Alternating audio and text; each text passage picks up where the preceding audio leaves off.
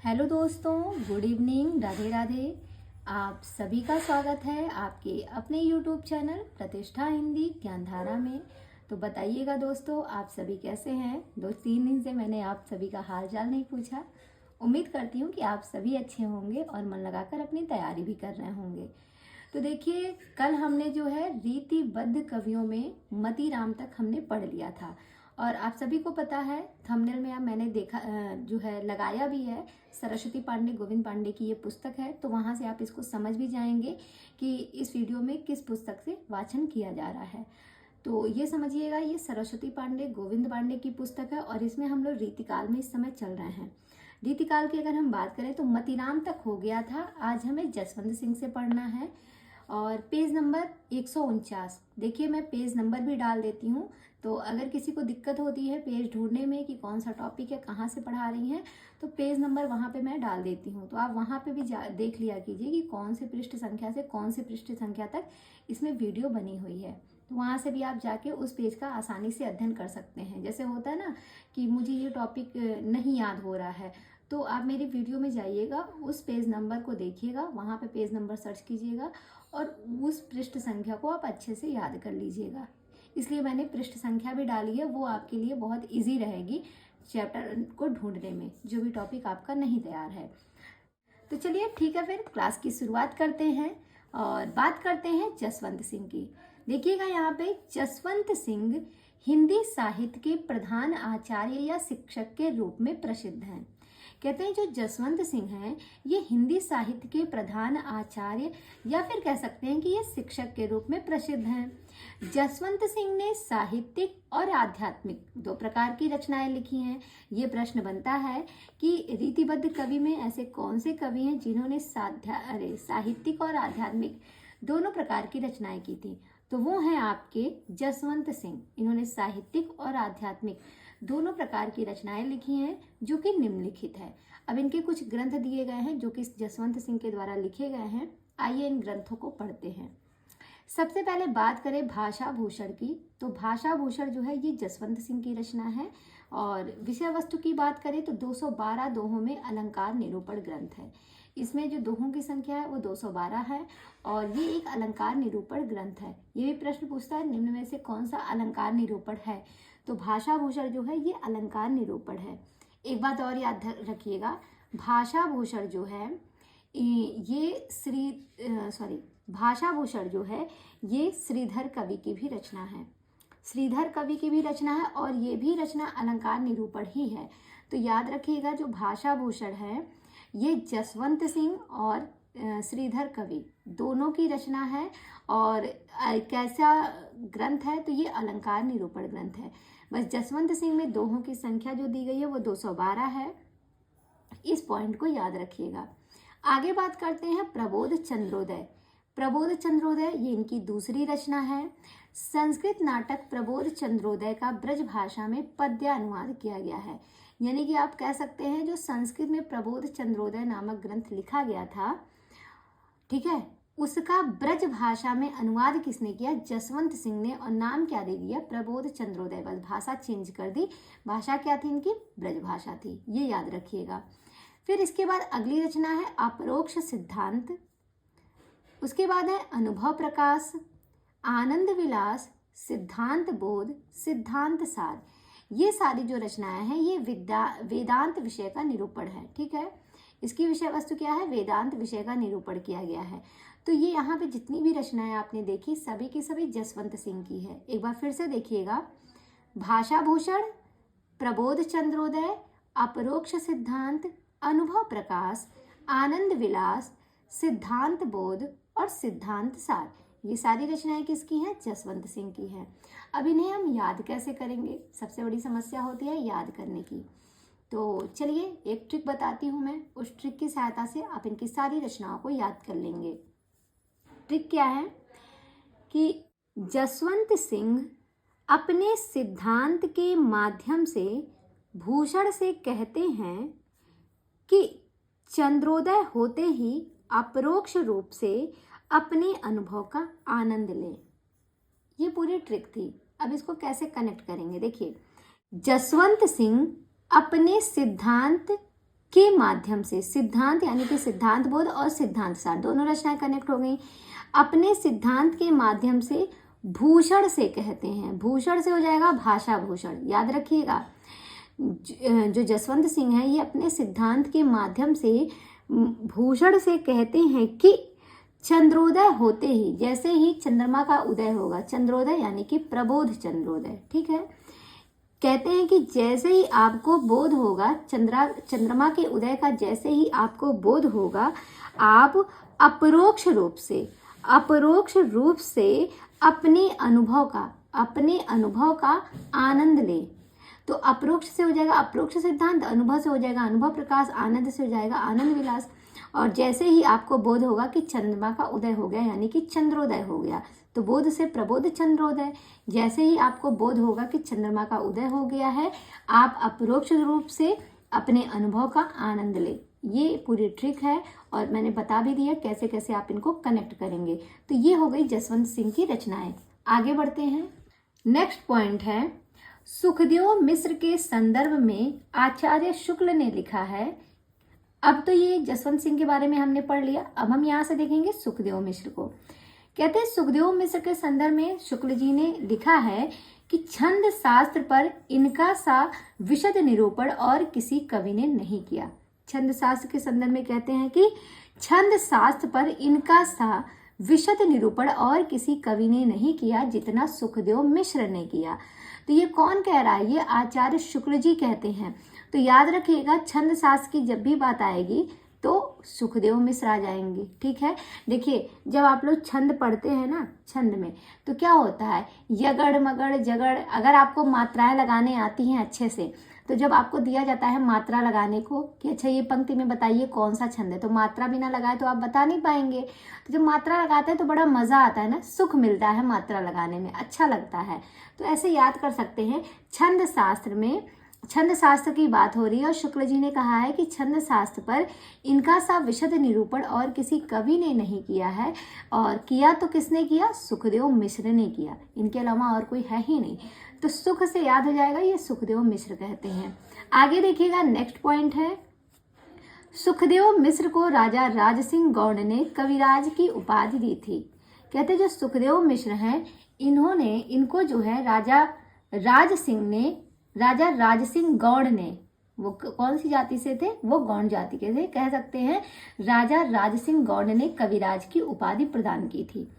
आगे कहते हैं इनकी प्रमुख रचनाएं निम्नांकित है। इनकी रचनाएं देखते हैं। पहला है वृत्त विचार 1671 ईस्वी, दूसरा है छंद विचार, तीसरी रचना है फाजिल अली प्रकाश, चौथा है रसारणव, चौथा कौन सा है?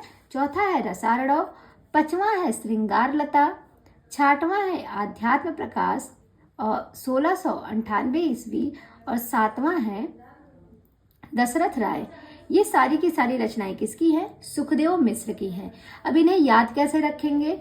तो इसकी जो ट्रिक है वो है, सुखदेव दशरथ से राय लेकर, सुखदेव जो हैं वो किससे राय लेने गए? वो दशरथ से राय लेने गए, महाराज दशरथ से राय लेने गए, यानी कि राम जी के जो पिताजी थे। कहते हैं सुखदेव जो है ये दशरथ से राय लेकर फाजिल अली के साथ आध्यात्म प्रकाश पर, वृत्त छंद पर विचार करते हैं और फिर रसारणों से श्रृंगार करते हैं लता का, और फिर रसारणों से श्रृंगार करते हैं लता का। अब इसको देखिएगा कैसे कनेक्ट किए हैं। कहते हैं जो सुखदेव हैं, कहते हैं अगर सुख पाना है तो आप दशरथ से राय लीजिए। तो सुखदेव मिश्र दशरथ से राय लेकर फाजिल अली प्रकाश, यहाँ लिखा ना, दशरथ से पहले राय लेते हैं सुखदेव मिश्र, फिर फाजिल अली प्रकाश के साथ जो है आध्यात्म प्रकाश पर क्या करते हैं? वृत्त छंद पर विचार करते हैं। यहाँ पे लिखा है देखिए, वृत्त विचार और छंद विचार, तो दोनों को एक में कर लीजिए। आध्यात्म प्रकाश पर वृत्त छंद पर विचार करते हैं, दोनों पर विचार करते हैं ये बैठ के। आध्यात्म प्रकाश में वृत्त और छंद पर विचार करते हैं और फिर क्या करते हैं? और फिर रसारणों से श्रृंगार करते हैं लता का। रसारणों से श्रृंगार करते हैं किसका? लताओं का श्रृंगार करते हैं, तो श्रृंगार लता हो जाएगा। तो ये पूरी ट्रिक हो गई सुखदेव मिश्र की जो है रचनाओं की। इसके बाद देखिएगा नेक्स्ट पॉइंट है तोष कवि।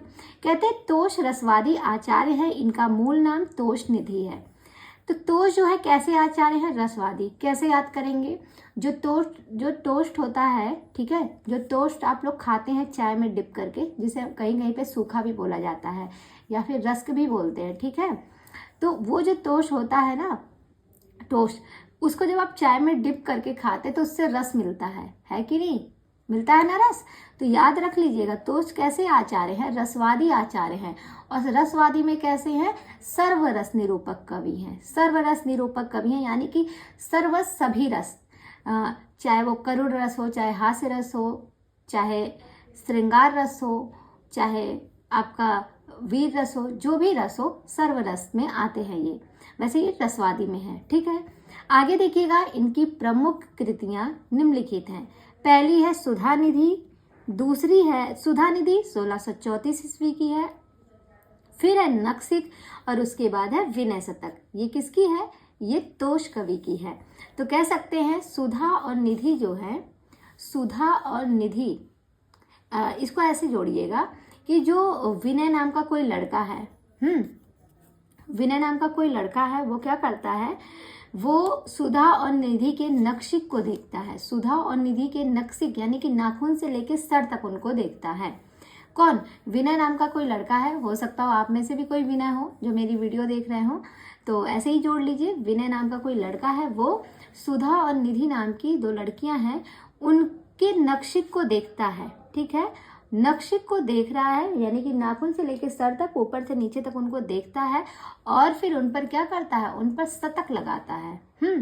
उनको देखता है और उन पर शतक लगाता है। तो विनय से हो जाएगा विनय शतक।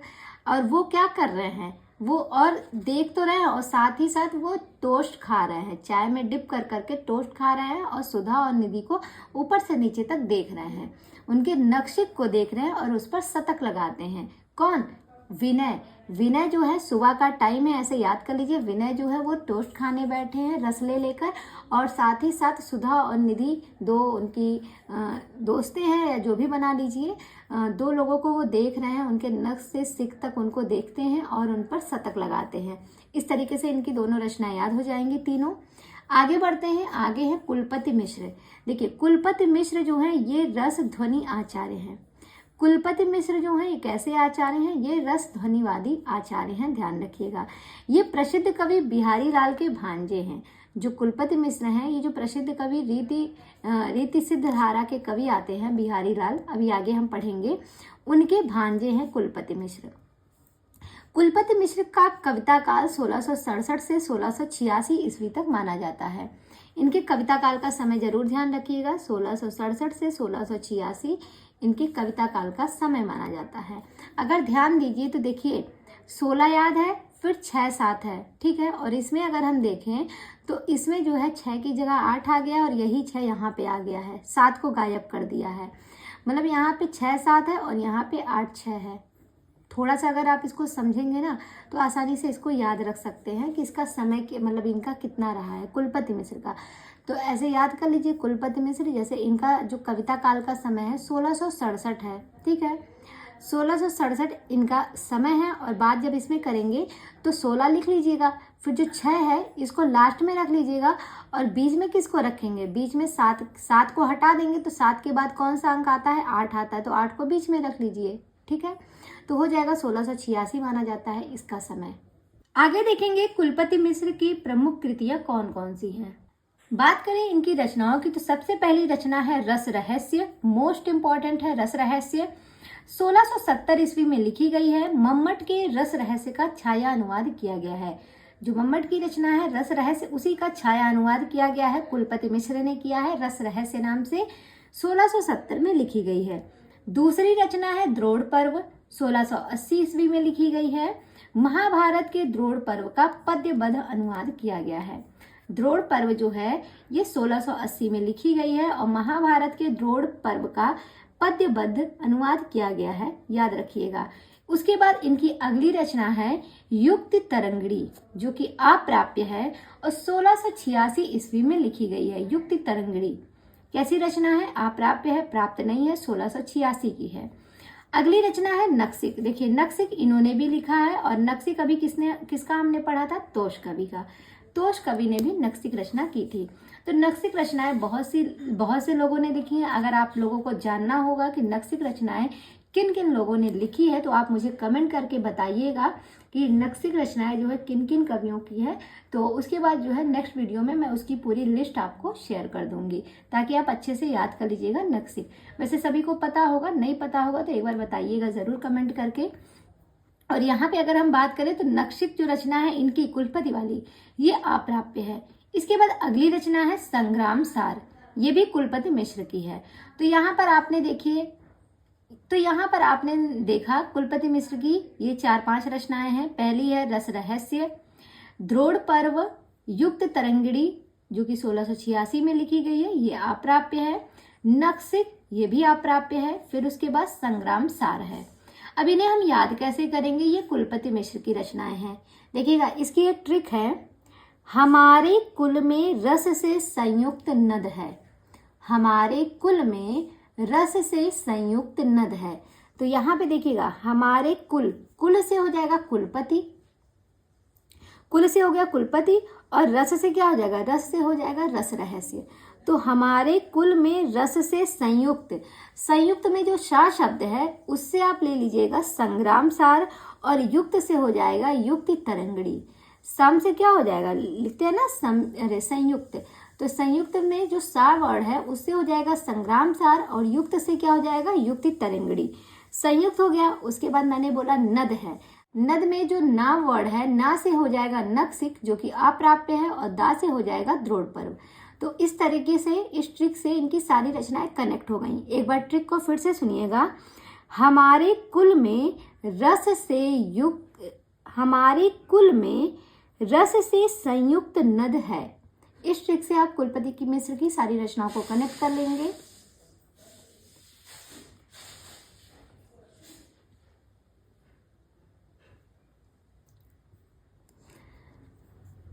तो इस ट्रिक से आप जो है कुलपति मिश्र की सारी रचनाओं को कनेक्ट कर लेंगे और अच्छे से याद भी हो जाएगी। आगे देखिएगा नेक्स्ट पॉइंट है, डॉक्टर नगेंद्र ने एक अन्य पुस्तक दुर्गा भक्ति चंद्रिका का भी उल्लेख किया है। मतलब कि अभी तो यहाँ पर हमने इतनी पुस्तकें पढ़ी कुलपति मिश्र की, लेकिन इनकी एक और रचना जो कि डॉक्टर नागेंद्र बताते हैं कि दुर्गा भक्ति चंद्रिका जो है ये कुलपति मिश्र की रचना है, इसका उल्लेख डॉक्टर नागेंद्र ने किया है। ये एक पॉइंट याद रखिएगा। आगे कहते हैं महाकवि देव का मूल नाम देवदत्त था। देव आचार्य और कवि दोनों रूपों में प्रसिद्ध थे। ये इंपॉर्टेंट है, ये कथन कई बार पूछा गया है। हाँ, ये कथन कई बार पूछा गया है कि जो है वो कौन से कवि, किस कवि के विषय में कहा गया है कि ये आचार्य और कवि दोनों रूपों में प्रसिद्ध है, दोनों रूपों में आते हैं। तो वो है आचार्य देव। जो देव हैं वो आचार्य में भी आते हैं और कवियों में भी इनकी गिनती होती है, और इनका जो मूल नाम है वो देवदत्त है। आगे देखेंगे, देव हित हरिवंश के अनन्य संप्रदाय में दीक्षित थे। जो देव कवि हैं यानी कि जिनका मूल नाम देवदत्त बताया गया है, ये देव हित हरिवंश के अनन्य संप्रदाय में दीक्षित थे। देव की प्रमुख रचनाएं निम्नांकित हैं। अब यहाँ पर हम जो देव कवि हैं उनकी संपूर्ण रचनाओं को देखेंगे और साथ ही साथ उनके विषय वस्तु को भी देखेंगे। थोड़ी ज्यादा रचनाएं हैं, लेकिन हर एक पॉइंट को अच्छे से पढ़िएगा। देखिए, सबसे पहले है भाव विलास। भाव विलास 1689 ईस्वी में लिखी गई है, और विषय वस्तु की अगर हम बात करें तो रस एवं नायक नायिका भेद वर्णन इसमें किया गया है। इसमें रसों का वर्णन है और साथ ही साथ नायक नायिका भेद का भी वर्णन इसमें दिया गया है भाव विलास में। दूसरी रचना है अष्टयाम। इनकी अष्टयाम याद रखिएगा, मोस्ट इंपॉर्टेंट है। इसमें जो है 8 पहरों में नायक नायिकाओं के बीच का विलास वर्णन मिलता है। अष्टयाम रचना जो है बहुत से लोगों ने लिखी है। जैसे अगर हम बात करें नाभादास की, तो नाभादास ने 2 अष्टयाम लिखी थी। एक अष्टयाम उन्होंने ब्रज भाषा में लिखी थी और एक अवधी भाषा में। लेकिन उन्होंने जो अष्टयाम लिखी थी वो राम और सीता जी पर लिखी थी। एक अष्टयाम लिखी गई है जो कि कृष्ण जी पर आधारित है। एक रचना है गौरांग अष्टयाम, जो कि चैतन्य महाप्रभु के 8 पहरों का वर्णन किया गया है। यहाँ पे एक अष्टयाम आपको दिखा जो कि देव कवि के द्वारा लिखी गई है। इसमें क्या है, इसमें 8 पहरों में नायक नायिकाओं के बीच का विलास वर्णन प्रस्तुत किया गया है। तो सभी के अष्टयाम की जो विषय वस्तु है ना वो डिफरेंट है, आप उसको जरूर ध्यान रखिएगा कि सब में कौन कौन सा अंतर है, सबकी विषय वस्तु में क्या क्या अलग है, तभी आप इस क्वेश्चन को अच्छे से सॉल्व कर पाएंगे। क्या पता एग्जाम में आ जाए कि जो है 8 पहरों में नायक नायिका के बीच क्या पता प्रश्न आ जाए कि 8 पहरों में नायक नायिकाओं के बीच का विलास वर्णन किस अष्टयाम में और किसके अष्टयाम में मिलता है, तो वो मिलेगा देव के अष्टयाम में। भाई देव का जब पढ़े रहेंगे तभी तो बता पाएंगे, और अष्टयाम तो 6-7 लोगों ने लिखी है, तो सभी का जानना जरूरी भी है। तो अगर आप लोगों को जानकारी चाहिए होगी तो आप एक बार कमेंट करके बताया भी कीजिए कि हाँ इससे रिलेटेड मुझे चाहिए, तो भी मैं आपकी हेल्प करूंगी और शॉर्ट में कोई वीडियोस लाके उसमें बता दूंगी। बाकी आगे बढ़ते हैं। तो ये हो गई अष्टयाम की बात। अगली जो रचना है वो है भवानी विलास। भवानी दत्त वैश्य को समर्पित है ये भवानी विलास। फिर है राग रत्नाकर, राग रागिनियों के स्वरूप का वर्णन किया गया है। नेक्स्ट रचना है कुशल विलास, कुशल सिंह के नाम पर आधारित है कुशल विलास रचना। अगली रचना है देवचरित, कृष्ण के जीवन से संबद्ध प्रबंध काव्य है। देवचरित जो है इसको याद रखिएगा क्योंकि डिफरेंट है थोड़ा सा, कह सकते हैं देवचरित जो है ये किसकी रचना है, अब इन्होंने अपने नाम पे ही लिखा, लेकिन कृष्ण के जीवन से संबद्ध प्रबंध काव्य है। अगली रचना है प्रेम चंद्रिका। प्रेम चंद्रिका जो है उद्योत सिंह को समर्पित है, मोस्ट इंपॉर्टेंट है, प्रेम चंद्रिका उद्योत सिंह को समर्पित है। अगली रचना है जाति विलास, विभिन्न जाति एवं प्रदेशों की स्त्रियों का वर्णन किया गया है। विभिन्न जाति एवं प्रदेशों की स्त्रियों का वर्णन किया गया है। ऐसे ही एक रचना नंददास की है, याद रखिएगा, एक रचना जो है नंददास की है नगर शोभा, उसमें भी जो है विभिन्न जाति के स्त्रियों का वर्णन किया गया है नगर शोभा में भी, और यहाँ पे भी जो है विभिन्न जाति एवं प्रदेशों की स्त्रियों का वर्णन मिलता है जाति विलास में, जो कि किसकी रचना है, देव की है। फिर बात करते हैं रस विलास। रस विलास राजा मोतीलाल को समर्पित है। अब देखिए किसको समर्पित है रस विलास, ये मोतीलाल को समर्पित है। अब इसमें कुछ कनेक्ट नहीं हो रहा है ना तो आप कंफ्यूज हो सकते हैं, तो रस विलास को ध्यान रखिएगा, राजा मोतीलाल को समर्पित है। इसके बाद अगली रचना है शब्द या काव्य रसायन। ये शब्द शक्ति रसादि का वर्णन है। अब शब्द से आया तो आप समझ जाएंगे शब्द शक्तियों के बारे में इसमें बात की गई है, तो ये शब्द शक्ति रसादि का वर्णन इसमें प्रस्तुत है। आगे देखिएगा अगली रचना है इनकी देव माया प्रपंच। तो देव माया प्रपंच जो है, सॉरी ऊपर वाली रचना भूल गई मैं, देखिएगा नेक्स्ट रचना है सुख सागर तरंग। सुख सागर तरंग जो है अनेक ग्रंथों के लिए हुए कवित सवैया का संग्रह है।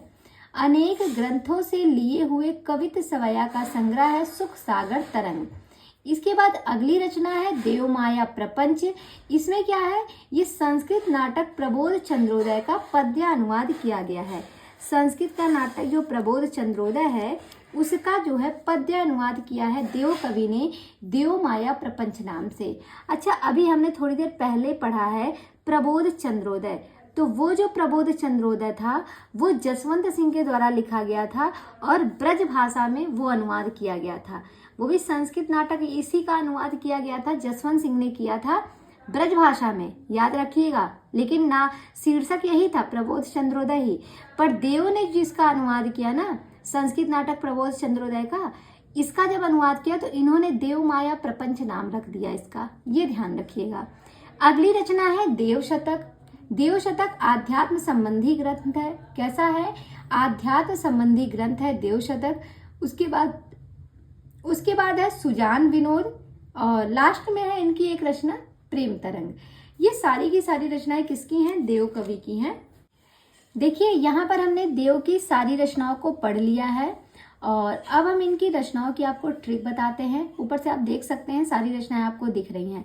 ट्रिक सुनिएगा, एक कहानी है, पहले सुन लीजिएगा, उसके बाद उस कहानी को मैं समझाऊंगी। कहानी क्या है, एक भवानी है, भवानी देवी, किसी ने बताया कि भवानी का जो भाव है वो कुशल जाति का है, जिसमें बड़ा रस ही रस है।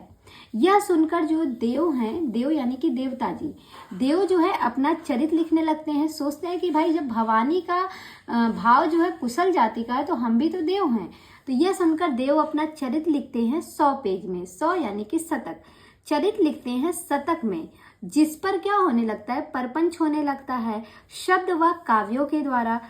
फिर उस पर क्या होता है, जब इस पर इनके चरित्र पर परपंच होने लगता है शब्द व काव्य के द्वारा, तो देव क्या करते हैं, उन पर ध्यान नहीं देते और देव अपने प्रेम तरंग में सुख भोगते हैं। देव क्या करते हैं, वो होता है ना नजरअंदाज करने ना, और वो अपने में ही मस्त रहते हैं। देव अपने प्रेम तरंग में सुख भोगते हैं और आगे जो है, आगे चंद्रिका व सुजान के साथ, दो लड़कियां हैं, एक का नाम चंद्रिका है, दूसरे का नाम सुजान है। चंद्रिका व सुजान के साथ मिलकर राग में अष्टयाम लिखते हैं।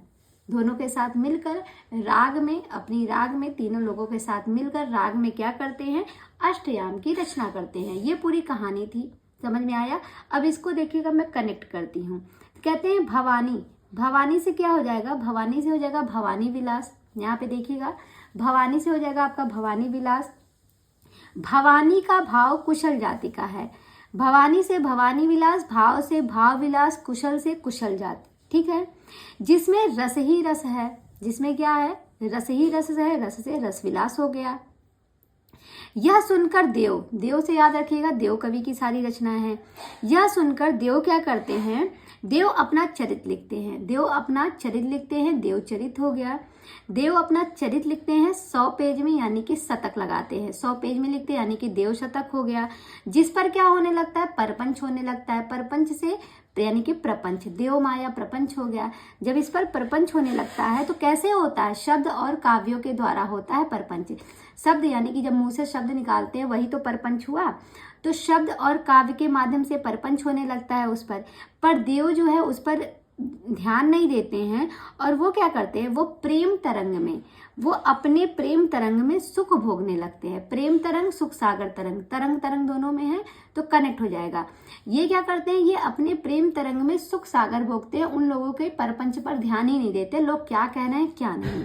और उसके बाद ये क्या करते हैं, आगे जो है ये चंद्रिका, चंद्रिका से प्रेम चंद्रिका, आगे ये चंद्रिका और सुजान, सुजान से हो जाएगा सुजान विनोद, आगे ये चंद्रिका और सुजान के साथ मिलकर क्या करते हैं, राग में, राग से हो जाएगा राग रत्नाकर, राग में ये अष्टयाम की रचना करते हैं, अष्टयाम से अष्टयाम। तो ये हो गई पूरी स्टोरी। एक बार फिर से सुनिएगा और इसको कनेक्ट करिएगा। किसी ने बताया कि भवानी का भाव जो है वो कुशल जाति का है और उसमें बड़ा रस ही रस है। यह सुनकर देव सोचते हैं मैं भी तो देव हूँ, तो वो अपना चरित्र लिखते हैं और चरित्र कितने पेज में लिखते हैं, 100 पेज में, यानी कि शतक में, ठीक है। शतक का अर्थ 100 हुआ। 100 पेज में चरित्र लिखे, जब लिखे तो लोग उन पर परपंच करने लगे, होता है ना, लोग आसपास के लोग परपंच करने लगते हैं, तो उस पर प्रपंच होने लगा। और जो प्रपंच हुआ वो शब्दों और काव्यों के द्वारा हुआ। जब आप मुंह से बोलते हैं वो शब्द ही तो हमारे होते हैं, और कुछ लोग होते हैं कविताओं के माध्यम से टोंट मारते हैं। तो जो परपंच हो रहा था वो शब्द और काव्य के माध्यम से हो रहा था। लेकिन जो देव हैं वो क्या करते हैं, वो उन पर ध्यान नहीं देते हैं कि लोग क्या कह रहे हैं, वो अपने प्रेम तरंग में सुख भोगते हैं, वो अपने जो उनका जो प्रेम तरंग है वो उसी में लीन रहते हैं, उनको किसी से कोई मतलब नहीं है। प्रेम तरंग में सुख भोगते हैं और आगे चल के चंद्रिका और सुजान नाम की दो लड़कियां हैं, उनके साथ मिलकर उनके राग में ही, मतलब तीनों लोग मिल जाते हैं, तीनों का राग मिल गया, तीनों के राग में ही अष्टयाम की रचना करते हैं। तो ये पूरी ट्रिक है, स्टोरी के माध्यम से आप इनकी सारी रचनाओं को अच्छे से याद कर सकती हैं। आगे देखते हैं, नेक्स्ट पॉइंट है सुख सागर तरंग का संपादन मिश्र बंधुओं के पिता बालदत्त मिश्र ने सन 1897 ईस्वी में किया था। जो सुख सागर तरंग है उनकी रचना देव कवि की, कहते हैं इसका संपादन जो है मिश्र बंधु के पिता बालदत्त मिश्र ने 1897 ईस्वी में किया था। डॉक्टर नगेंद्र ने सुख सागर तरंग को नायिका भेद का विश्वकोश माना। इंपॉर्टेंट है, ध्यान रखिएगा। डॉक्टर नगेंद्र ने सुख सागर तरंग को नायिका भेद का विश्वकोश माना। सर्वप्रथम शिव सिंह सेंगर ने देव की रचनाओं की संख्या 72 बताई। कुछ विद्वान 52 ग्रंथों का उल्लेख करते हैं। तो जो शिव सिंह सेंगर हैं, इन्होंने देव की जो रचनाएं हैं उसकी संख्या 72 बताई थी, लेकिन कुछ विद्वान जो है इनके ग्रंथों की संख्या जो है वो 52 ही बताते हैं। बस शिव सिंह सेंगर ही हैं जो 72 बताते हैं। आगे कहते हैं आचार्य रामचंद्र शुक्ल ने देव की कुछ अन्य कृतियां भी बताई जो कि निम्न है। अच्छा, शुक्ल जी के अनुसार देव की कुछ अन्य रचनाएं बताई गई। अभी तो हमने देव की रचनाओं को पढ़ा, लेकिन ये शुक्ल जी के अनुसार देव की रचनाओं की बात हो रही है। तो आइए देखते हैं इनके द्वारा कौन कौन सी रचनाएं हैं। पहला है वृक्ष विलास, दूसरा है पावस विलास, फिर ब्रह्म दर्शन पचीसी, तत्व दर्शन पचीसी, आत्म दर्शन पचीसी, जगत दर्शन पचीसी, रसानंद लहरी, प्रेम दीपिका, नखशिख, प्रेम दर्शन। ये सारी रचनाएं किसके द्वारा लिखी गई हैं? ये देव कवि के द्वारा लिखी गई हैं, ऐसा शुक्ल जी मानते हैं। मतलब कि शुक्ल जी के द्वारा जो देव की रचनाएं हैं वो ये बताई गई हैं।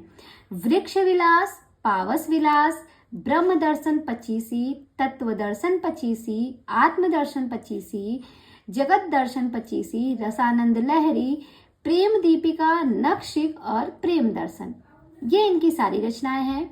नेक्स्ट में देखिएगा, देव कविता में अभिधा को महत्व देते हुए काव्य रसायन में लिखते हैं।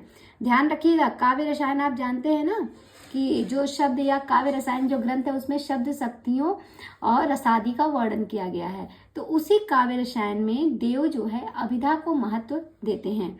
शब्द शक्तियां 3 होती है, अभिधा, लक्षणा, व्यंजना, जानते ही हैं।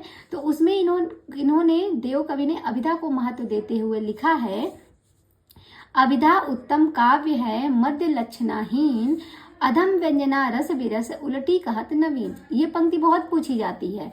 तो ये तो देव कवि की है, बस पर उनकी किस पुस्तक में लिखी है? काव्य रसायन में लिखी है। ये पॉइंट आप ध्यान रखिएगा।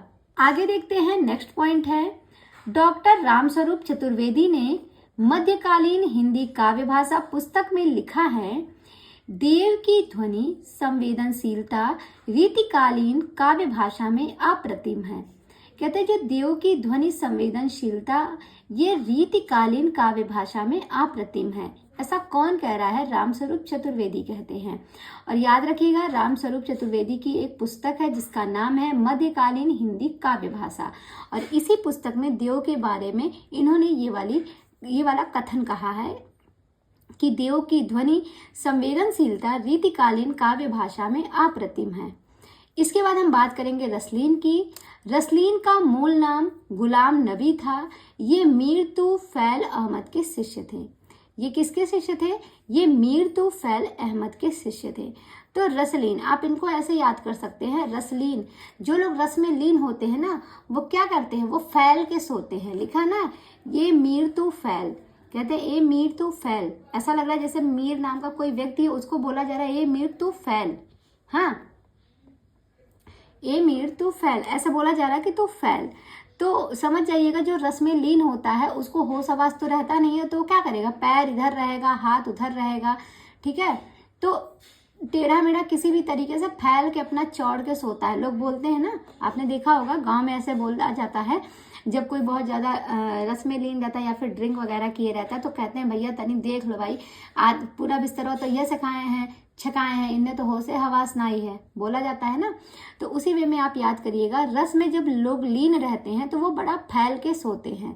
तो ये मीर तुफैल अहमद, इससे याद हो जाएगा ये इनके गुरु कौन थे। इनके गुरु थे ये मीर तुफैल अहमद। हाँ, और इन्हीं के ये शिष्य थे रसलीन, और इनका मूल नाम क्या था? गुलाम नबी था। रसलीन की प्रमुख कृतियां दी गई हैं, 2 ही कृतियां हैं। एक है अंग दर्पण, जो कि मोस्ट इंपॉर्टेंट है, कई बार पूछी गई है। अंग दर्पण 1737 ईस्वी में लिखी गई हैं। इसमें अंगों का उपमा उत्प्रेक्षा से चमत्कारपूर्ण वर्णन प्रस्तुत है। अंगों का उपमा उत्प्रेक्षा से चमत्कारपूर्ण वर्णन प्रस्तुत किया गया है, अंग दर्पण नाम का जो ग्रंथ है। दूसरी रचना है रस प्रबोध, 1741 ईस्वी में लिखी गई है। 1155 दोहे में रसों का वर्णन मिलता है। 1741 ईस्वी की रचना है रस प्रबोध, और विषय की बात करें तो इसमें जो है 1155 दोहों में रसों का वर्णन मिलता है, इसीलिए इसका नाम रस प्रबोध रखा गया है। कितने दोहों में वर्णन मिलता है? 1155 दोहों में जो है रस प्रबोध का वर्णन मिलता है। रस प्रबोध नामक ग्रंथ में रसों का वर्णन मिलता है 1155 दोहों के अंतर्गत। तो ये हो गई रसलीन के ग्रंथों की बात। इसके बाद जो है आगे जो है हम भिखारी दास के बारे में पढ़ेंगे, जिसकी क्लास कल होगी। आज की क्लास को हम यहीं तक रखते हैं। अगर आप सभी को ये सेशन पसंद आया है और अभी तक आपने वीडियो को लाइक नहीं किया है तो प्लीज़ वीडियो को लाइक कीजिए और जितना ज़्यादा हो सके अपने दोस्तों में मेरी वीडियोस को शेयर कीजिए।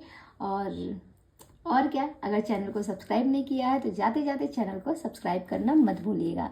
ठीक है, फिर कल मिलते हैं भिखारी दास की रचनाओं के साथ, उनके समय के साथ, और भी आगे और भी कवि मिलेंगे, उनके बारे में भी कल हम विस्तृत अध्ययन करेंगे। तो आज की क्लास यहीं तक होती है। तब तक के लिए बाय बाय, टेक केयर।